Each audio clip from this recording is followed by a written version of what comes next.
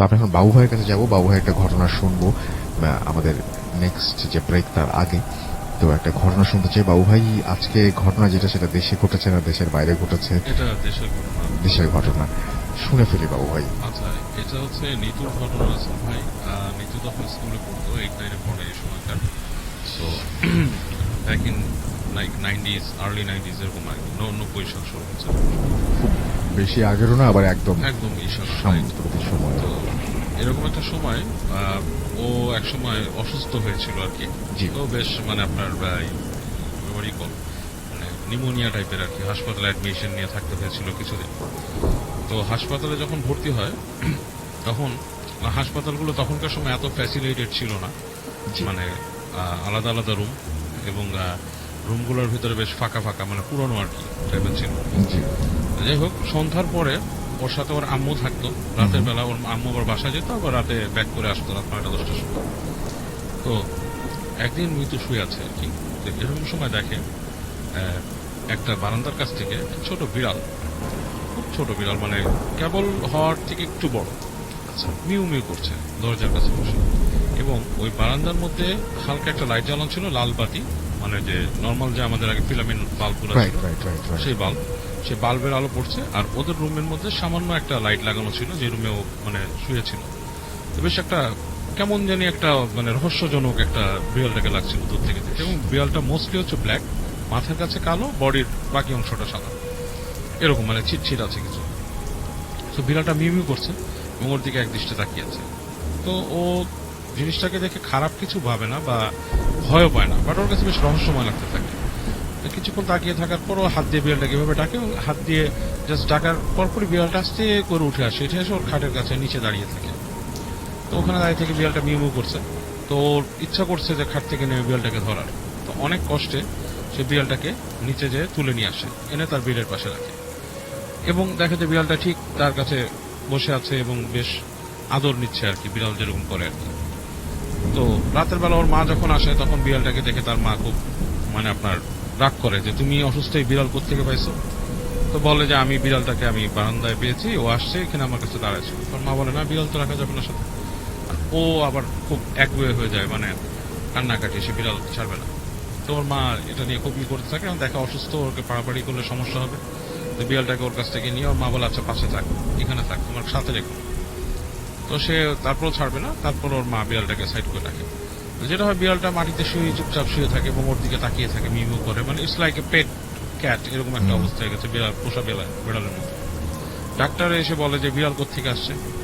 ওর মা বলে যে বিড়াল তো এখানে পাইছে এসে। যাই হোক, কোনোভাবে বিড়ালটাকে ওর কাছ থেকে সরানো যায়নি, আশেপাশে থাকছে। এবং যখন অসুস্থ হয়ে যায় বিড়ালটাকেও নিয়ে যেতে চায় বাসায়। তো ওরা কেউ নিবে না, ওর মাটা নিতে দিবে না, সে জোর করে বিড়ালটাকে বাসায় নিয়ে যায়। তো বিড়ালটাকে যখন নিয়ে যায়, বিড়ালটা ওর একেবারে মানে খেলার সাথীর মতো হয়ে যায়। এর মধ্যে কিছুদিনের মধ্যে বিড়ালটা একটু বড় হয়ে গেছে এবং বিড়ালটা আপনার ওইখানে মানে আপনার রুমের মধ্যে চলাফেরা করে, ওর বিছানায় শুয়ে থাকে, জাস্ট লাইক পোষা বিড়ালের মতো। কিন্তু ওর বাবা মার খুব মানে রাগ ছিল বিড়ালটার প্রতি। এই 2-1 মাস থাকছে, তারা তার সাথে মানায় নিতে পারেনি বিড়ালটার সাথে। ওর বাবা মা কি করে, ওই বিড়ালটাকে একদিন ওর বাবা প্ল্যান করে যে দূরে ফেলে দিয়ে আসা, এবং ওরা যথারীতি একজন মানে ওদের বাসার কাউকে আসলে বলে যে বিড়ালটাকে নিয়ে যেতে, এবং ওদের বাসার কেউ একজন বিড়ালটাকে নিয়ে চলে যায় দূরে। জিনিসটা ওকে জানানো হয় না। তো ও পরে যখন বিড়াল খুঁজে পায় না, বাপ মাকে বলে যে আমার বিড়াল কই, এই কই। বিড়াল একটা নামও দিছিল। তো বলে যে না, ওর বিড়াল তো কোথায় চলে গেছে আমরা জানি না, এটা তো নিজের থেকে এরকম চলে গেছে। তো কথাটা শুনে ও খুব মন খারাপ করে। কিন্তু রাতের বেলা ওদের বাসায় ওর মা শুনতে পায় যে ওর রুম থেকে বিড়াল ডাকতেছে, একটা বিড়ালের ডাক, হ্যাঁ, লাইক বিড়াল যেভাবে ডাকতো ঠিক জাস্ট লাইক দ্যাট। তো ওর মা বলে বিড়াল কোত্থেকে ডাকতেছে, এবং দেখে যে মানে ওর মা কি করে, বিড়ালকেও নিয়ে আসছে বা সামহাও এটা ব্যাক করছে। ওর মা আস্তে আস্তে রুমে যায়, যে দেখে যে রুম খালি, কোনো বিড়াল নেই, কিছু নেই, এবং ডাকটাও থেমে গেছে। তো ওর মা খুব এটা নিয়ে কনসার্ন যে বিড়াল ডাকে আবার গেলে থেমে যায়, উনি যখন আবার গেট লাগায় চলে আসে আবার বিড়াল ডাকে, এরকম একটা সিচুয়েশন। তো ওর মা খুব হয়ে যায়, সারা রাতি উনি এরকম মানে একটা প্রবলেমে পড়ে এবং উনি উঠে ড্রয়িং রুমে বসে থাকে। এবং এরপরে যেটা হয়, ওর মা এই বিড়ালের ডাকটা তার একটা মানে ফোবিয়ার মতো হয়ে যায়, সবসময় উনি বিড়ালের ডাক শুনতে পান। মানে রাত হলেই সন্ধ্যার পর থেকে ওরকম বিড়ালের ডাক শুনতে পায়। তো একদিন রাতের বেলা ওর আম্মা নাকি যায় ওর রুমে, ও যখন ঘুমায় ছিল, মানে ওই ঋতু ঘুমায় আছে এবং ওই বিড়ালের ডাক শুনে ওর আম্মু আস্তে আস্তে, তখন মনে করেন 10টা-11টা বাজে রাত এরকম সময়, উনি ওই রুমে যায়।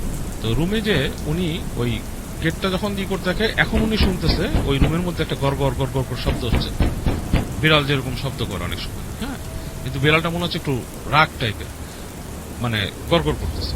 তো উনি গেটটা খুলে যে উনি দেখে খুবই আশ্চর্য একটা জিনিস, যে একটা প্রাণীর মতো কিছু একটা, ইটস নট লাইক মানে কি বলে, মানুষের মতো না আবার বিড়ালের মতো না, কিন্তু মুখের কাছে মনে হচ্ছে কিচ্ছু নাই, একটা ইসের মতো দেওয়া, কাপড়ের মতো এরকম পরা, মানে একটা মানুষ যদি মাথায় ঘুমটা দিয়ে রাখে, কাইন্ড অফ লাইক দ্যাট। এবং সেটা ওই নিতু শুয়ে আছে, তার মাথার কাছে গড় গড় গড় গড় করছে এবং শব্দটা একটা বিড়ালের মতো। উনি যখন রুমে ঢুকে সেই জিনিসটা ওনার দিকে মুখ ফিরে তাকায় এরকম, অ্যান্ড অন্ধকারের মধ্যে, মানে আধো অন্ধকারের মধ্যে উনি বেশ ভয় পেয়ে যায় জিনিসটা দেখে যে এরকম কি, এবং ওনাকে দেখেই ওনার তপ করে সেটা চলে যায়, মানে ইটস লাইক মাটিতে পড়ে খাটের নিচে চলে গেছে। তো উনি চিৎকার করে ওঠে, মানে একটা সাউন্ড করে ওঠে, আচ্ছা। সাউন্ড করে ওঠে, লাইট জ্বালায়, ওর আব্বু আসে, এসে বলে যে কি হয়েছে। তো উনি বলে যে আমি এরকম প্রায় এখানে এরকম বিড়ালের ডাক শুনতাম এবং ই করতাম। তো মিতুকে ডাক দেয় যে তুমি কি কোনো বিড়ালের ডাক শুনছো বা সামথিং লাইক দ্যাট। মিতু বলে যে আমি বিড়ালের ডাক শুনছি, মানে বিড়াল মনে হয় আসে এখানে। বলে আসে মানে, বলে জানি না, ও এখান থেকে আসে, এসে আমার সাথে দেখে, আমার সাথে খেলা করে এবং তারপর সে চলে যায়। তোমরা ওকে কি করছো, তোমরা ওকে ফেলে দিয়ে আসছো কোথাও, ওর মাকে জিজ্ঞেস করে। তো ওর মা বলে যে ওর এই ধরনের বিহেভিয়ারটা বেশ অ্যাবনর্মাল ছিল, সে বিড়াল ওর সাথে খেলা করে, বিড়াল আসে রুমে চলে যায়, জিনিসটা ওনাদের কাছে অ্যাবনর্মাল লাগে এবং ওর আচরণগুলোও খুব একটা চেঞ্জ হতে থাকে, মানে শি স্টার্টেড টু মানে বি লাইক আপনার এক্সেন্ট্রিক, মানে নিজের মতো হয়ে যায় সে।